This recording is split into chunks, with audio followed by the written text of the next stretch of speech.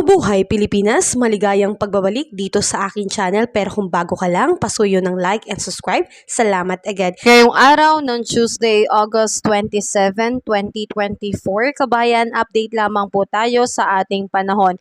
May kita po natin dito sa ating weather system na ito pong binabantayan natin na tropical cyclone ay tuluyan na pong lumayo ng Philippine Area of Responsibility. Ito ay kasalukuyan pong nasa Japan na po. So makikita natin kabayan na asahan po natin na ito po ay patuloy na lumalakas. So ang apektado po nito ay ang bansang Japan.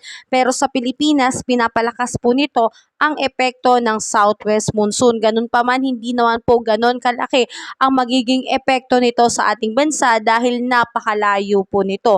So ang nakakaapekto po sa atin directly ay ito pong southwest monsoon, particularly dito po sa Luzon, Visayas, and Mindanao. Kaya asahan po natin na ngayong araw makakaranas po ng maulap na kalangitan na may kalat-kalat na pag-ulan, kulog at kidlat dito po sa may Mimaropa and the Western Visayas. So asahan po natin na posible pong magkaroon ng mga biglaang pagbaha lalo na sa mga low-lying areas and landslide sa mga mountainous areas. Kaya ingat tayo dyan kabayan.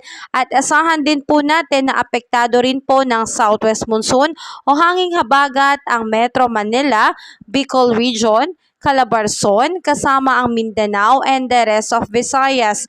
Asahan ng pagkakaroon po ng partly cloudy to cloudy skies with isolated rain shower and thunderstorm. So asahan ng pag-ulan lalo na pagdating ng hapon at sa gabi. So posible rin po ang pagkakaroon ng mga pagbaha and landslide lalo na po sa mga prone areas natin. So mga kabayan, patuloy po tayo maging updated lalo na sa ating panahon na meron po tayong binabantayan na sama ng panahon sa labas ng Philippine Area of Responsibility at ito nga pong epekto ng southwest monsoon na talaga namang nagpapabuhos ng mga biglaang pag-ulan lalo na sa madaling araw, hapon at sa gabi.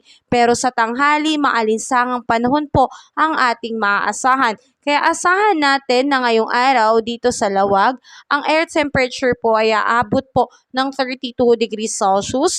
Tugigaraw, may kainitan, 34 degrees Celsius. Baguio, 24 degrees Celsius. Metro Manila, 33 degrees Celsius. Tagaytay, 31 degrees Celsius. At sa Legazpi po ay 32 degrees Celsius. Dito naman sa may Puerto Princesa at Calayas Island, aabot po ng 32 degrees Celsius. Iloilo, 32 degrees Celsius. Tacloban, 32 degrees Celsius. Cebu, 33 degrees Celsius. Cagayan de Oro, 32 degrees Celsius. At sa Zamboanga, 33 degrees Celsius. Davao, 33 degrees Celsius. So mga kababayan, antabayanan po natin ang mga susunod pang update sa ating panahon. Pero asahan na po natin, taya na pag-asa, posible merong isa hanggang 2 bagyo na pumasok bago matapos ang buwan na ito. So sana nga po kapag meron pong na-develop na bagyo, sana nasa labas ulit ito ng Philippine Area of Responsibility. O kung meron mang lalapit, sana ang makaranas na lang po ng pag-ulan yung mga lugar po na natutuyo na po. Kasi marami sa mga kababayan natin ang humihiling na sana umulan sa kanilang lugar, lalo na sa mga palayan na tuyot na po. Dulot nga nitong El Nino. So kabayan, patuloy po tayo mag-ingat. Have a safe day po sa lahat at ipanalangin natin ang kaligtasan ng bawat isa at kung meron mang susunod na bagyo, sana hindi ito magdulot ng malaking pinsala sa ating bansa at sa ating pangkabuhayan. So palagi tayong mag-ingat kabayan.